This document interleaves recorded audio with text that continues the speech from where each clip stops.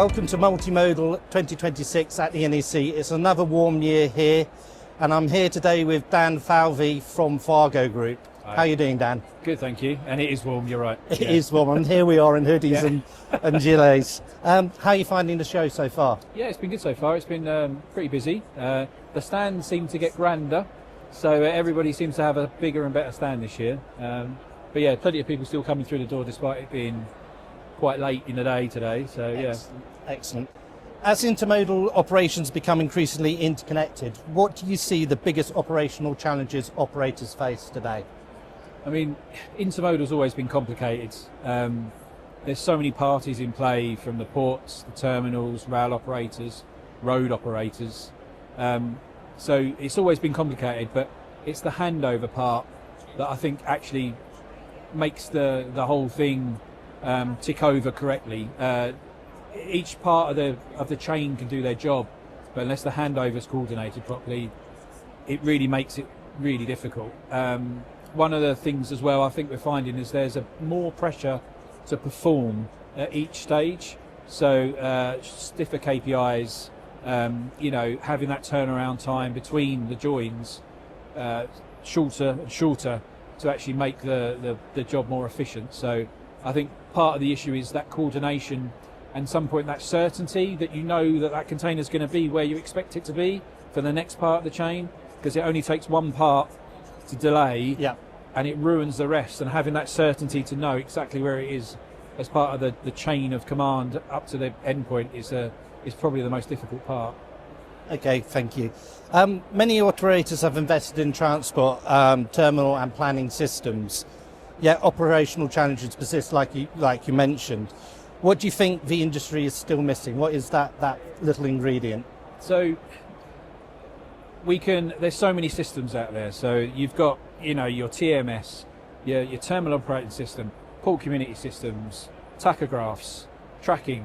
There's all these systems, but unless you actually put them together and actually have them talking to each other, they're just another screen that someone has to look at and feed the data from. So I really think the key thing is to bring those systems not necessarily together. They can still work in isolation, but have the coordination together, so that actually the operator, the people that are actually in charge of moving the containers from A to B, have all the information in one place, so they can actually see what's happening in real time and then make the decisions they need to, should there be a knock-on effect going forwards.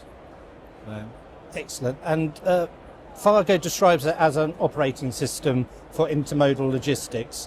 What problem is it that it's designed to solve for operators? So when you talk about operating systems, generally you think about a desktop or a phone operating system, and what those operating systems do is they have individual apps on them that serve a specific purpose. What we're describing as an intermodal operating system is that we're not saying you can't have individual app for your tracking and individual app for your TMS. What we want to do though, and what operating systems generally do, is they tie that data together and they allow the handoff of data between each other, and that's what Fargo are trying to do. We're trying to become that handover point, or that coordination point between different systems. Now we've got our own systems for TMS and TOS, but that doesn't mean we can't bring in third-party systems, port community, like I said, tracking and tacho, and then coordinate that data together so that, we're not the best, we don't read tachographs, but we can feed the data from the tachographs into the system to allow better planning and better decisions within the TMS that requires it. So that's how we're looking at it. It's actually the coordination. Like your phone has 10 apps on it, and you can pass data from one to the other. That's what we're trying to build with Fargo. Okay, super. And intermodal networks are becoming more complex. What role do you see the network intelligence playing in helping operators make better decisions?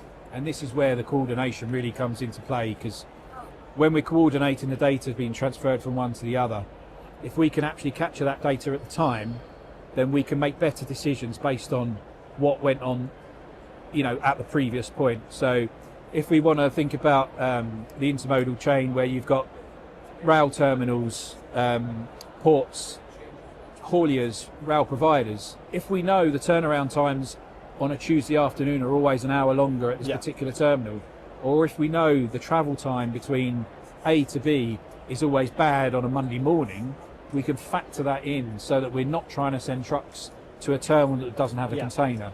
We're not trying to, get a container off the port when we know it won't have landed yet because the vessel's only just arrived. It's those sort of network intelligence that we're trying to build, and we've made some investments ourselves this first half of this year to try and build up this data knowledge base where we can then tap into this, and then we can look at these trends and actually try and make some better decisions based on real-time data that we have rather than arbitrary guesses from what traditional systems might do based on travel time between so many miles. So that's what we're really trying to do, is leverage the past experiences to create better decisions for the next day's plan. So excellent. Well, thank you, Dan, and it was nice to meet you. Andrew, thank you. Cheers. Thank you.